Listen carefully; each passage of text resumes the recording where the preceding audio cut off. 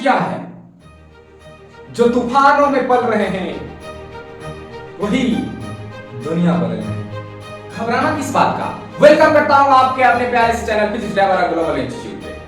Question bank का session चल रहा है और आज साल 2012 के क्वेश्चन बैंक का पड़ाव ये रहा आपके स्क्रीन पर। पहला क्वेश्चन क्या है, एक स्टेट कूलम बराबर डैश कूलम। हाय देखो जलवा, साल 2011 का तीसरा नंबर क्वेश्चन ये ना बताए थे, सीधे हम आंसर लिख रहे हैं, समझ रहे हो। एक का ऑप्शन नंबर डी। कैसे हुआ सर, अपने मन से लिख दिए, बताए हुए बउआ नूनू 11 वाला में 2011 वाला में जाकर देख लो कैसे हुआ सो। और देखो दूसरा क्वेश्चन स्क्रीन पर। सर स्क्रीन पर वही कई बच्चों का ये शिकायत आई कि सर दिखता नहीं है, तो एक बात तुमको हम बता दें, किसी को बताना नहीं। 720 पे देखो, समझ रहा है ना आप, 720 पे देखेगा एकदम क्लियर झक्कास मस्त दिखेगा। तो 2 नंबर क्वेश्चन देखो क्या कर रहा है। एक उभयोत्तल लेंस ब्रैकेट में दे रखा है म्यू बराबर 1.5 के प्रत्येक तल की वक्रता त्रिज्या 20 सेंटीमीटर है। अब एक उभयोत्तल लेंस है, रहा होगा कोई लेंस जिसका नाम है और उसका वो क्या बोलते हैं अपवर्तनांक दिया हुआ है म्यू बराबर दे रखा है आपको 1.5। किसी किसी पब्लिकेशन में ये म्यू के जगह पे n करके भी दिया होता है, चीजें सेम होती हैं, वहां घबराने वाली बात नहीं है। और वक्रता त्रिज्या इसका दे रखा है 20 सेंटीमीटर और लेंस की क्षमता पूछ रहा है, समझ रहे हो कि नहीं। तो वक्रता त्रिज्या, उभयोत्तल लेंस क्या होता है सबसे पहले समझ लो। उभयोत्तल लेंस में 2 वक्रता होती हैं और दोनों वक्रता का त्रिज्या भी होगा, है ना। और प्रत्येक वक्रता त्रिज्या तुमको दे रखा है 20 है। तो सर प्रत्येक में रखेंगे कैसे कैसे, तो 2 वक्रता होता है, तो एक की त्रिज्या को r1 मान लेंगे और एक की त्रिज्या को r2 मान लेंगे और प्रत्येक का वक्रता त्रिज्या 20 है तो 20 दे दिए, कोई बात नहीं है, सेंटीमीटर में इसमें भी कोई दिक्कत नहीं है। तो एगो को नेगेटिव में लेना है, एगो को पॉजिटिव में लेना है, समझ गए कि नहीं। अब यहां पर फॉर्मूला लगाना है लेंस की क्षमता के लिए, P बराबर 1/f, P बराबर 1/f, ठीक है सर। P बराबर 1/f वाला फॉर्मूला तो लगाइएगा, लेकिन हमारे पास 1/f तो है नहीं। लेंस मेकर का फॉर्मूला जानता होगा, नहीं जानता होगा तो हम बता दे रहे हैं। यहां पर देखो 1/f बराबर लेंस मेकर में फॉर्मूला होता है म्यू माइनस 1 इंटू में 1/r1 प्लस में 1/r2, क्लियर है। अब इसमें वैल्यू पुट कर दो, है ना, ऑप्शन शूट कर दो, क्लियर हो जाएगा बात। यहां पे देखो 1/f बराबर म्यू का मान नूनू 1.5, बहुत सुंदर इंग्लिश बोले सर, 1.5 म्यू का मान हो गया सर। -1 कहां भूल गए, इधर देखिए 1/r1 का मान सर प्लस 20 में लिए आप, कोई दिक्कत नहीं है हमको।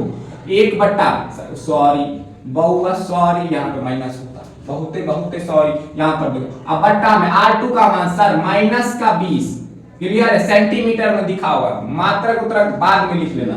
1/f बराबर में 1.5 माइनस का 1, ठीक है। इधर देखिए 1/20 माइनस प्लस 1/20, कैलकुलेशन करो। 1/f बराबर में यहाँ पे हम 0.5 लिख सकते हैं क्योंकि 1.5 में से 1 घटाएंगे तो आधा बचेगा, ठीक है ना। इधर एलसीएम लिए 20, ऊपर में 1 + 1 जुड़ जाएगा क्योंकि नीचे जो है डिनोमिनेटर वो सेम है। अब देखो यहाँ पे क्या होगा, सो इसको मल्टीप्लाई करा देगा ऊपर वाला से। 1/f का वैल्यू कितना आ जाएगा, आधा दूनी 1, 0.5 का मतलब आधा, अब बट्टा में 20, ये हो गया f। तो f का मान सर कितना आया, f का मान आया सर 20 कितना, 20 सेंटीमीटर आया, क्लियर है ना। अब जब f का मान सेंटीमीटर में होता है तो p जो होता है, p का फॉर्मूला वो 100/f होता है, और जब f का मान मीटर में दिया हुआ रहता है तो p बराबर होता है 1/f। तो यहाँ पर सेंटीमीटर में दिया हुआ था, हमको क्षमता निकालना है, तो क्षमता के लिए कौन सा फॉर्मूला लगाएंगे, 100/f वाला फॉर्मूला लगाएंगे। और यहाँ पर से देखो क्या फिर फॉर्मूला का आंसर आएगा, f का मान रखिएगा सर 20 और ऊपर में कितना है, ऊपर में है 100 और 0 से 0 और 2 पंचे 10, कुल मिलाकर p बराबर जो आएगा ना वो 5d आएगा। ऑप्शन देखो ऑप्शन कितना नंबर है, 5d। ऑप्शन देखिए आप लोग कितना है, 5d, ए 2 नंबर का आंसर हो जाएगा ए, 2 नंबर का आंसर हो जाएगा ए, क्लियर है। अब तीसरा क्वेश्चन स्क्रीन पर देखो ना, घूर के 720 है। क्या कह रहा है 3 नंबर में एगो डायग्राम दे रखा है। डायग्राम जो है वह संधारित्र वाले चैप्टर से संबंधित है। और देखो डायग्राम किस प्रकार से दे रखा, ऐसा डायग्राम है, ऐसा वाला डायग्राम है, ये वाला पूछ नहीं रहा होगा तुम लोग को, हम बना दे रहे हैं। यहाँ देखो ऐसे करके, यहाँ पर इसकी धारिता है 2 माइक्रोफैराड दे रखी है, और बाकी सभी जगहों पर जो है 4 माइक्रोफैराड धारिता है। इन्हीं सभी जगहों पे 4 माइक्रोफैराड धारिता दे रखा है। यहाँ भी है सर 4 माइक्रोफैराड, और यहाँ पर भी है 4 माइक्रोफैराड करके। और यहाँ पे एक पॉइंट दे रखा है सी है, यहाँ है ए और यहाँ पर है बी। अब इसमें तुमको चीजें पूछ क्या रही है, ए और बी के बीच का समतुल्य धारिता बताइए कितना होगा। तो समतुल्य धारिता निकालने के लिए दो क्रम पढ़ा जाता है, एगो श्रेणी क्रम, एगो समांतर क्रम। और श्रेणी क्रम में सूत्र होता है, तुमको साइड में लिख कर यहाँ पर बता दें। श्रेणी क्रम में सूत्र होता है, श्रेणी क्रम के लिए, श्रेणी क्रम के लिए सूत्र जो होता है वह 1/c बराबर 1/c1 प्लस 1/c2, समझ रहे ना, डॉट डॉट डॉट जितना भी संधारित्र रहेगा श्रेणी क्रम में जुड़ा हुआ उसको हम यहाँ पे ऐड कर देंगे, ये समतुल्य धारिता निकल जाएगा सी का मान। और समांतर क्रम में जो है, समांतर क्रम में ये वाला फॉर्मूला लगाइएगा। समांतर क्रम में डायरेक्ट हो जाता है, यहाँ पे व्युत्क्रम नहीं होता है, सीधे धारिता के योग के बराबर होता है। जय को समांतर क्रम में जुड़ा हुआ रहेगा सबको ऐड कर देंगे डॉट डॉट कर, ठीक है। ये हो गया C1 plus C2 plus C3 plus C4 plus C5, जितना भी होगा उस तरह से ये दोनों फार्मूला लगाओ इस प्रोसेस में। और जब भी इस प्रकार का चित्र दिया हुआ रहेगा ना, जिसके बीच का पूछ रहा है उसके बीच से पहले वाला पीछे से घटाते हुए नीचे की तरफ चले आना, ठीक है। ऊपर वाला देखो इसके पीछे क्या है, इसके जस्ट विपरीत में देखो क्या है, ये ऊपर वाला दो जो है इस श्रेणी क्रम में जुड़ा हुआ है, इस श्रेणी क्रम में जुड़ा हुआ है। इस फार्मूला का प्रयोग करेगा तो C का मान जो है, C का मान जो है 4, और यहाँ पर देखो 4 रखेगा, यहाँ पे 4 कैल्शियम जो है 4 हो जाएगा, ऊपर में 1 प्लस 1 2 और 2 में फिर 4 भाग देगा तो C का मान कुल मिला के 2 आ जाएगा। यहाँ पर देखो तो इसको जो है अगर घटाएगा इस डायग्राम को, तो यहाँ से यहाँ गया और फिर ऐसे डायग्राम बन गया, फिर ऐसे आ गया। ये वाला सर 4 है, ये वाला 4 माइक्रोफैराड है, इधर बनाओ, इधर ये वाला जो है ये 4 माइक्रोफैराड है, और सर ये भी 4 माइक्रोफैराड है, और ये देखो ये जो है 2 माइक्रोफैराड है पहले से है, और हम जो अभी निकाले हैं वो इस तरह से निकल गया।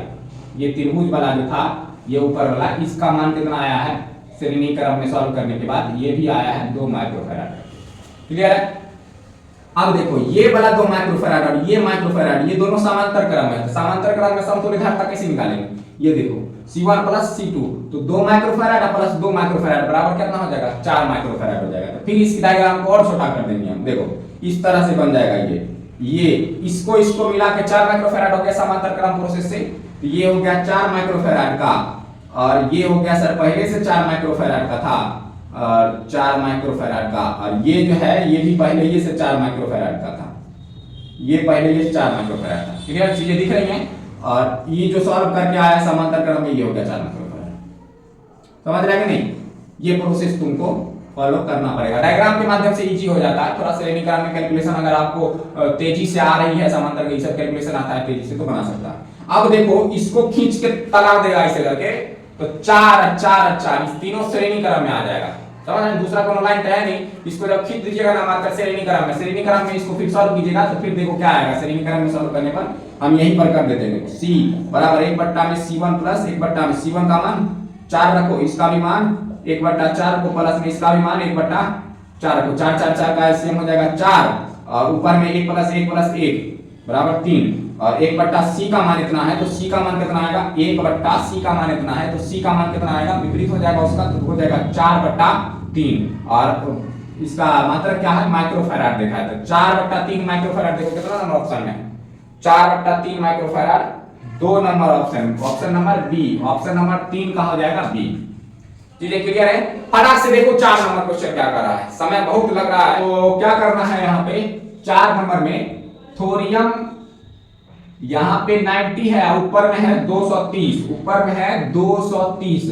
एक चीजें तुमको बता देते हैं, यहाँ ये 90 जो नीचे में होता है ये होता है परमाणु क्रमांक, और इसको लिखा जाता है Z से, और Z बराबर कितना लिखेगा, 90 लिखेगा, ठीक है। अब ऊपर वाला जो होता है पावर वाला, इसको बोलते हैं परमाणु भार, और परमाणु भार जो होता है, परमाणु भार, इसको लिखा जाता है ए से, और ए बराबर जो है वह कितना दिया हुआ है, 30 दिया हुआ है। और क्वेश्चन में पूछ क्या रहा है, क्वेश्चन में देखो क्या पूछ रहा है कि न्यूट्रॉनों की संख्या बताएं। तो परमाणु का संख्या और परमाणु का भार दिया हुआ है, न्यूट्रॉनों की संख्या जब भी पूछे तो n बराबर फॉर्मूला लगा देना है a माइनस जेड करके, ठीक है ना, ये फॉर्मूला आता है। कहीं भी किसी भी एलिमेंट का जो है इस प्रकार से दिया हुआ रहे बेस करके और पावर करके, तो ऊपर वाला में से नीचे वाले को डायरेक्ट घटा देना है, न्यूट्रॉनों की संख्या निकल जाएगा। तो निकाल के देखो यहाँ पर कितना है, a का मान 230 रखेगा, माइनस में z का मान 90 रखेगा, तो न्यूट्रॉनों की संख्या को n से लिखते हैं, तो n बराबर वैल्यू कितना आ जाएगा, 230 माइनस 90 140। 140 देखो तो ऑप्शन है इसमें 140,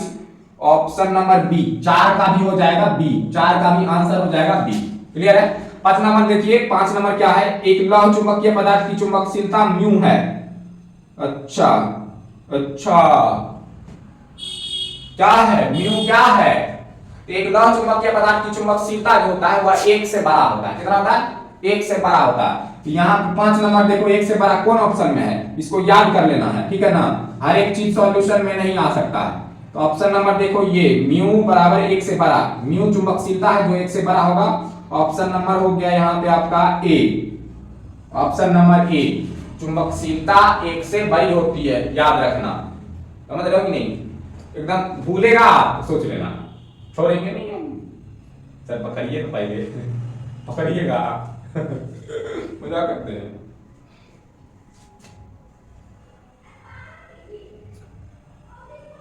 कोई बात नहीं। 6 नंबर देखो, 6 नंबर देखो क्या कर रहा है, 6 नंबर है, एक प्रत्यावर्ती धारा की शिखर वोल्टता 440 वोल्ट है और इसकी आभासी वोल्टता ज्ञात करें। शिखर वोल्टता, ओ देखो बता रहे हैं, देखो यहीं पर नहीं बता, देखो यहाँ पे दिख रहा है, ये चीजें दिख रही हैं यहाँ पे, परेशान होने की। शिखर वोल्टता, शिखर वोल्टता का मतलब हो गया V नॉट, V नॉट का मान दे रखा है आपको 440 वोल्ट, V नॉट का मान है 440 वोल्ट। यदि तार का विभवांतर 15 वोल्ट, नहीं कहां पहुंचने लगे सर, इसकी आभासी वोल्टता ज्ञात करें। आभासी वोल्टता जो होता है उसको लिखा जाता है VRMS से, RMS मतलब रूट मीन स्क्वायर होता है, इसको लिखा जाता है VRMS, आभासी वोल्टता बराबर फॉर्मूला होता है तो शिखर मान बट्टा में √2। तो इस फॉर्मूले को आप पुट कीजिए, ये रूट है बेटा, ये रूट है, घबराने वाली बात नहीं है। यहाँ पे मान पुट कीजिए, इसका V नॉट का वैल्यू कितना है, 440 है, 440 और बट्टा में कितना है, √2 है, √2। सॉल्व कैसे होगा, इसका एक काम करो, परिमेयकरण कर दो, ऊपर में √2 नीचे में √2, तो √2 और √2 दोनों मिलकर कितना हो जाएगा, 2 हो जाएगा। तो √2 और √2 मिलके 2 हो जाएगा, तो ऊपर में बचेगा 440 और √2 बचेगा ऊपर में, नीचे में हो जाएगा 2, 2 से इसको कट कीजिएगा, ये हो जाएगा 22 बार में कट गया ये, और एक 0 बच गया, तो 220 √2। आंसर देखो कितना नंबर में है, 220 √2 आ रहा है कि नहीं आ रहा है, 220 √2 आंसर है।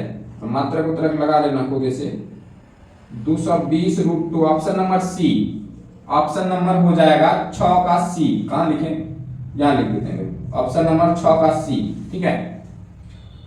7 नंबर क्वेश्चन देखिए क्या कर रहा है, 7 नंबर है, एक आवर्धक ग्लास जिसकी क्षमता 12 डायोप्टर है, इसको भी कैलकुलेट करना पड़ेगा। हुआ क्या देख रहे हैं, 7 नंबर कैलकुलेट करने के क्या कह रहा है, एक आवर्धक ग्लास जिसकी क्षमता 12 डायोप्टर है, इसकी आवर्धक क्षमता है कितना है, आवर्धक क्षमता पूछ रहा है। तो सबसे पहले देखो एक आवर्धक ग्लास क्या होता है, सबसे पहले जान लो उसके बारे में। आवर्धक ग्लास जो होता है एक प्रकार का कांच होता है और उसकी 2 मोटी मोटी परतों से बना होता है, लेंस जो होता है वह 2 मोटी मोटी परतों से बना होता है, उस कांच को ही आवर्धक नाम दिया गया है, समझ गया। वो किस तरह से बताएं तुमको, इस तरह से रहता है, पंडित जी के पास देखेगा पतरा पढ़ने के लिए यूज करते हैं, वो ऐसे रहता है, इसमें डंटी लगा हुआ रहता है छोटा सा, और ये इस तरह से है ना, ऐसे करके पंडित जी ये निहारते हैं पतरा, मस्त डेट तारीख बता देते हैं क्या, समझ गया कि नहीं 7 नंबर में समझ गया ना। आवर्धक कांच क्या होता है, आवर्धक ग्लास जिसकी क्षमता दे रखा है आपको, आवर्धक कांच की क्षमता है 12 डायोप्टर करके, ठीक है,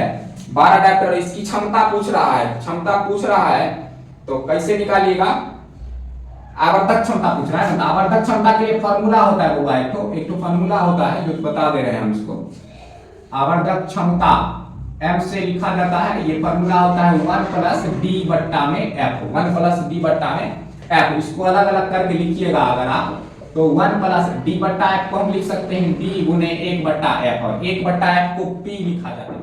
1 प्लस डी इंटू में 1 बट्टा एफ बराबर में, यहाँ पर देखो 1 बट्टा में 1 बट्टा में सर कहाँ है बट्टा में, कुछ भी लिख रहे हैं आप 1 प्लस डी, और डी 1 बट्टा एफ को क्या बोलेंगे बउआ, 1 बट्टा एफ को पी बोलेंगे, बराबर में देखो। अच्छा यहाँ पर देखो एक तो झोलझाल है, यहाँ पे डी का वैल्यू 25 सेंटीमीटर दिया, सेंटीमीटर में दिया हुआ है, पी का वैल्यू जो 12 डायप्टर है, डायप्टर जो होता है वह मीटर वाले फोकस दूरी वाले का आता है, समझ रहे ना, जिस लेंस का फोकस दूरी मीटर में लिखा हुआ आता है तब हम क्षमता जब निकालते हैं तो वो डायप्टर में निकाला जाता है। तो कुल मिला के सेंटीमीटर वाले को किस में कन्वर्ट करना, मीटर में कन्वर्ट करना पड़ेगा, तो 1 प्लस में सेंटीमीटर में है तो इसको मीटर में कन्वर्ट करने के लिए 100 से भाग दे देगा, गुने में ये पहले से है, ये है मीटर वाला में डायप्टर करके, और 1 प्लस में 25 चौको हो जाएगा 100, 4 तिया हो जाएगा 12, 3 प्लस 1 बराबर हो जाएगा 4, 1 प्लस 3 बराबर हो जाएगा आंसर 4। तो m का वैल्यू जो है वह आ गया 4। ऑप्शन देखो तो कितना नंबर ऑप्शन में है, ये चीजें कितनी नंबर में है, ऑप्शन नंबर सर ए है, तो 7 का आंसर हो जाएगा ए, 7 का आंसर ए, ऊपर में हम यहाँ लिख दिए, दिख रहा है ना, 7 का आंसर ए। 8 नंबर क्वेश्चन देखिए क्या कर रहा है, ये भी थोड़ी बहुत कैलकुलेशन है इसमें। 8 एम्पियर की धारा एक तार से 10 सेकेंड में प्रवाहित होती है, यदि तार का विभवांतर 15 वोल्ट है तो किया गया कार्य क्या होगा। ठीक है, तो लिखो धीरे धीरे चीजों को लिखो। 8 नंबर देखो, 8 नंबर क्या कर रहा है यहाँ पे, ये लिखते जाओ। 8 नंबर में आई का मान दिया हुआ है, आई का मान है 10 एम्पियर, आई का मान है 10 एम्पियर। उसके बाद टी का वैल्यू दे रखा है, टी का वैल्यू है 10 सेकेंड, ठीक है, और यदि तार का विभवांतर यानी भी का मान दे रखा है आपको 15 वोल्ट दे रखा है, 15 वोल्ट। तो किया गया कार्य पूछ रहा है, किया गया कार्य मतलब कि तार में जो धारा प्रवाहित की जा रही है 15 वोल्ट वाली और 10 एम्पियर वाली धारा 10 सेकेंड तक प्रवाहित होगी। किया गया कार्य का मतलब वो कार्य जो है ऊष्मा के रूप में, समझा ना। तो कार्य का फॉर्मूला ऊष्मीय ऊर्जा के रूप में होता है W बराबर I स्क्वायर R इंटू में T, I स्क्वायर RT, ठीक है ना। ये सभी चीजें सर कैपिटल में लिखें, इसको भी कैपिटल में ही लिखो, ठीक है। ये T वही T है जो यहाँ पर T है, ठीक है। तो W बराबर देखो, ये W कौन सी W है, ऊष्मीय ऊर्जा के रूप में किया गया कार्य जो होता है ये W है। I स्क्वायर का मान तो है ही, 10 का स्क्वायर कर दो और मान पुट करो। R का मान तो सर है ही नहीं, R के मान के लिए ओम बाबा का नियम लगाना है। ओम का नियम क्या हो गया, R बराबर हो जाएगा V बट्टा I। तो R की जगह पर हम रख देंगे गुने में V और बट्टा में I, इंटू में हो जाएगा T का मान है सर 10। तो V और I का मान कितना आएगा, V और I का मान यहां से निकालो। V और I का मान, V का मान है 15 और I का मान है 10। यहाँ हो जाएगा V की जगह पे 15 और यहाँ जाएगा I की जगह पे 10। तो 10 से 10 बर्बाद हो गया, और यहाँ देखो 10 का स्क्वायर 100, 100 को 15 से गुना करेगा तो 1500, और कार्य का मात्रक क्या हो जाएगा, जूल हो जाएगा। तो 1500 जूल देखो आंसर है कहीं पे, मतलब आंसर हम ही देखे ना, टिक लगा ना रे मोबाइल पे ईटा से टिक लगा ना फोर फार के, है ना। अब देखो सी नंबर ऑप्शन है, 8 का हो जाएगा सी, यहाँ पे लिख दिया, ठीक है। 9 नंबर देखिए क्या कर रहा है, चित्र में दिखाया गया लॉजिक गेट है, चित्र में दिखाया गया लॉजिक गेट जो है वो हम तुमको चुपचाप बता रहे हैं। तुम्हारे टीचर पढ़ाए होंगे कि नहीं, कोचिंग वगैरह जहां भी पढ़ते होगे तुम, वहां पे देखो 9 का हम बता रहे हैं। चित्र में जो गेट दिया हुआ है वह गेट जो है वह एंड गेट है, ठीक है ना। किताबें होंगी और नहीं होंगी तो स्क्रीन पर दिख रहा होगा, और नहीं दिख रहा होगा तो 720 पे देखो दिखेगा। हम बोल दिए है ना, बार बार एक ही बात का हो रही तुमको। 9 का option number D and gate है, ठीक है ना। कौन सी गेट है, एंड गेट है, क्लियर है बातें। तो और 10 नंबर देखो, 10 नंबर क्या कह रहा है, 10 नंबर भी है कैलकुलेशन वाला। निर्वात में 6000 एंगस्ट्रॉम तरंगदैर्घ्य का एक वर्णीय प्रकाश 1.5 अपवर्तनांक वाले एक माध्यम में प्रवेश करता है, इस माध्यम में इसका तरंगदैर्घ्य क्या होगा। तो निर्वात से माध्यम में प्रवेश कर रहा है प्रकाश, और उस प्रकाश का अपवर्तनांक है 1.5। तो माध्यम में जब प्रवेश करेगा तो माध्यम में उसका तरंगदैर्घ्य कितना हो जाएगा, ये पूछ रहा है। माध्यम में कितना होगा तरंगदैर्घ्य, उसके लिए देखो एक फार्मूला हम तुमको बताते हैं। अपवर्तनांक के लिए फार्मूला जो होता है वह होता है निर्वात में प्रकाश की चाल और मीडियम में प्रकाश की चाल, जिसको नॉर्मली तुम लोग निर्वात में प्रकाश की चाल को c से और माध्यम में प्रकाश की चाल को b से, ऐसा फार्मूला कहीं पे पढ़ा होगा, ठीक है। उसी तरह से यहाँ पर प्रकाश का तरंगदैर्घ्य के रूप में लिखे तो प्रकाश का तरंगदैर्घ्य निर्वात में लैम्डा होता है, और जैसे यहाँ पे लैम्डा, जैसे यहाँ पे चाल को c से लिखे हैं और मीडियम में प्रकाश की चाल को cm करके लिखे, तो यहाँ पे मीडियम में प्रकाश की चाल को लैम्डा m करके हम लिख रहे हैं।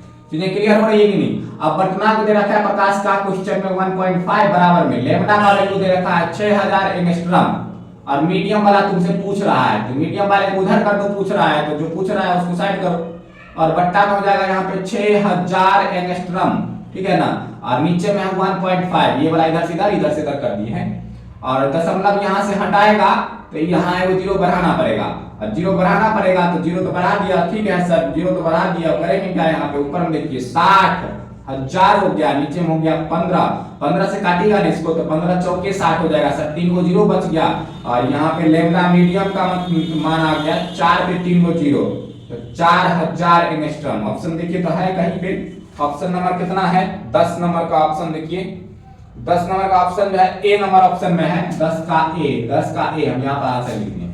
क्लियर है, चिंता की कोई बात नहीं है, बारी बारी धीरे धीरे एकदम मस्त मस्त हौले हौले इसी तरह से सॉल्व होते जाएगा, ठीक है। मिलते हैं 2013 वाले क्वेश्चन बैंक के साथ।